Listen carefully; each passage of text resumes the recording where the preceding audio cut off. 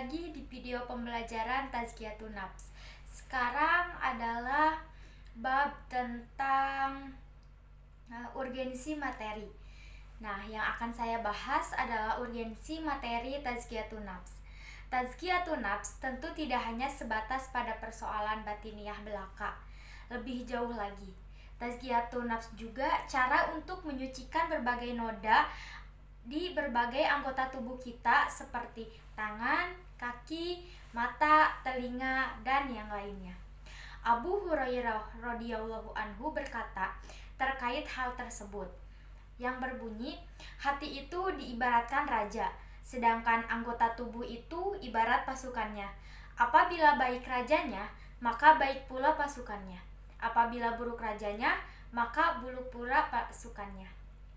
Sementara itu, Ibnu Qayyim rahimakumullah memaparkan bahwa amalan hati lebih penting daripada amalan badan. Akan tetapi, pendapat tersebut bukan memisahkan amalan hati dan amalan badan, melainkan tetap saling terikat.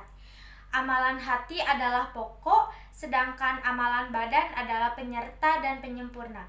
Sesungguhnya niat itu laksana ruh, sedangkan amalan itu laksana badan.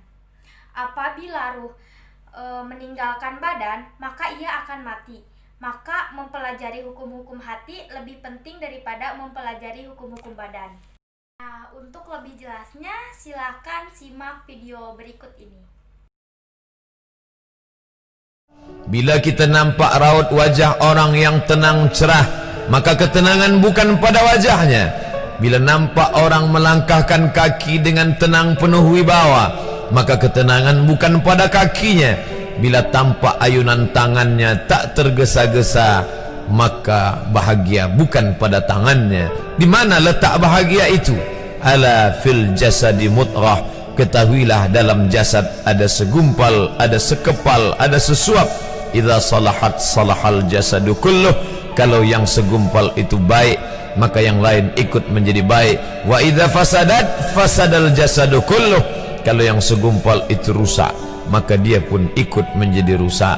Yang segumpal itulah yang mengendalikan mata, telinga, tangan, kaki. Yang segumpal itulah tempat rindu, benci, marah, ridha, ikhlas, fasik, hasad, kufur. Di sanalah bersemayam rindu dan benci. Maka jangan terlampau benci. Habib habibaka haunamma. Kalau kau sayang, sayanglah secukupnya sahaja.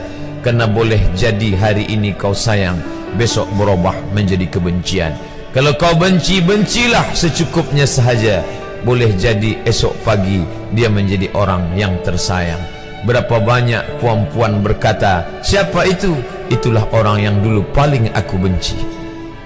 Tapi hari ini masih ada juga benci, tapi tak banyak. Oleh sebab itu maka dijaga dia.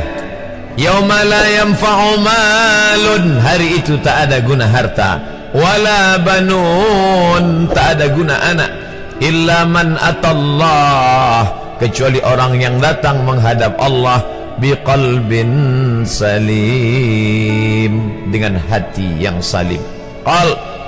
Qaf lam ba, qallaba, berbolak-balik. Qallaba, tidak selamanya bahagia. Kadang pagi hati tenang, petang datang dia pun susah. Kadang pagi hati lapang, petang tiba dia pun gundah. Maka apa yang dapat menolong? Ala bizikrillah, ketahuilah dengan banyak menyebut mengingat Allah, tatmainnul qulub, maka hati akan menjadi lapang. Qalbul mu'min baina asabi'ir rahman, hati orang beriman berada di antara jari jemari kuasa Rahman. Kalau dia hendak, dia balikkan yang senang menjadi susah. Kalau dia berkehendak yang susah, dia balik menjadi lapang. Berapa banyak orang yang tampaknya mungkin kita kata dia susah, tapi dia masih boleh tersenyum. Sebaliknya orang yang menurut pandangan zahir kita cukup segala, makan, pakai, tapi tampaknya kesenangan tak pernah singgah. Apa sebab? Kerana hati milik Allah. Dia ada dalam diri kita, tapi dia bukan punya kita. Lillahi ma fis samawati wa ma fil ard. Apa di langit, apa di bumi, milik Allah. Balikkan kepada Allah. Dari Allah balik kepada Allah. senang mengucapkannya, payah mengamalkannya, lebih sulit memasukkannya ke dalam hati. Oleh sebab itu, maka apa cara supaya hati menjadi lapang? Yang pertama, iman.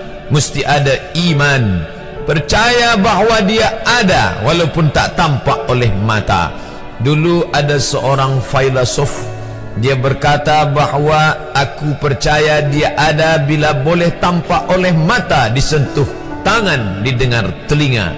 Tapi bila tidak dapat ditengok mata, dipandang mata, didengar telinga, disentuh tangan, maka dia tidak ada.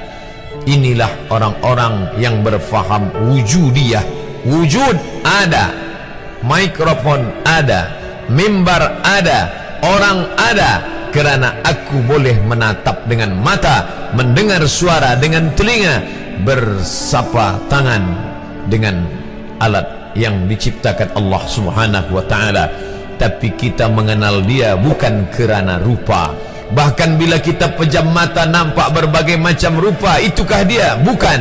Walam yakul lahu kufuwan ahad. Bila kita pandang tengah malam tampak bermacam warna rupa, itukah dia? Ma khatara bibalik fallahu laisa kadzalik. Apa yang terlintas di hatimu, maka dia tidaklah seperti itu. Dia tak dapat dipandang dengan mata. La tudrikuhul absaru, dia tak dapat ditangkap mata. Wa huwa yudrikul absara, dialah yang dapat menatap mata. Jangankan dia, wajah kita pun kita tak boleh melihatnya. Siapa yang boleh melihat wajahnya? Sementara belum dijumpai cermin, belum pandai orang membuat cermin, orang tak tahu bentuk rupa wajahnya bagaimana. Sampai suatu hari dia dalam perjalanan panjang, dia tengok ada pohonan rindang, lalu kemudian dia berteduh di bawah pohon rindang, menghindar dari panas terik matahari. Di bawah pohon rindang ada kolam air, maka saat dia akan mengambil minum dari air kolam, disitulah dia melihat wajahnya. Oh, begitu rupa wajah di dalam air kolam. Bagaimana teman-teman? Semoga teman-teman semua paham dengan video yang tadi saya tampilkan. Selanjutnya saya akan memberikan sedikit materi tentang urgensi tazkiyatun nafs ini. Di tengah-tengah hiruk pikuk manusia berlomba-lomba mencari kebahagiaan dan ketenangan, ada satu hal yang sering kali dilupakan dalam mencari kebahagiaan yang hakiki, bukan hanya kebahagiaan yang semu, yaitu satu faktor penting yang menjadi salah satu bagian dari kebutuhan orang beragama. Faktor itu adalah tazkiyatun nafs. Artinya, mensucikan diri dari kemaksiatan dan membersihkan jiwa dari noda kemusyrikan dan segala bentuk kemaksiatan lainnya. Bahkan tazkiyatun nafs atau pensucian jiwa ini menjadi salah satu tugas penting Rasulullah SAW dalam mengemban risalahnya, yakni ajaran Islam.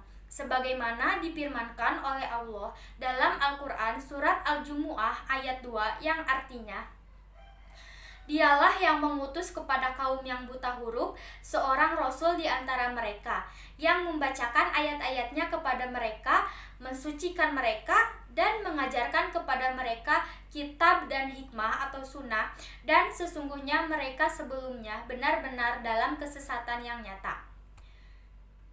Kondisi masyarakat Quraisy pada saat itu memang berada dalam kegelapan dan kemungkaran, sehingga Rasulullah sebagai pembawa kebenaran memang benar-benar bertugas untuk membersihkan hati mereka dari segala bentuk penyakit, penyakit iri, penyakit dengki, penyakit hasad. Jadi, ketenangan dan kebahagiaan seseorang ditentukan sebatas mana dia sanggup mensucikan jiwanya dari segala kotoran dan penyakit hati. Sehingga dengan demikian kekuatan rohiyahnya akan membaik seiring dengan usahanya untuk memperbaiki diri.